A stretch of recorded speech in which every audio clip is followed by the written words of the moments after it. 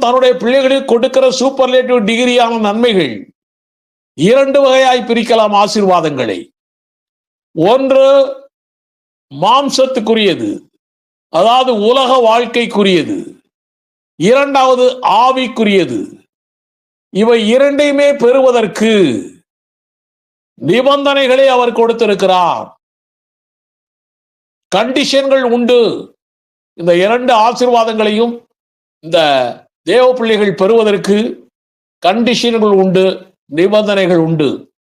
ஆசீர்வாதத்தை அவர் கொடுக்கிறார். தேவன் நமக்கு முன்னாக இலவசமாகவே வைத்திருக்கிறார். அதை நாம் தான் சுதந்திரிக்க வேண்டும் என்பதுதான் நிபந்தனை.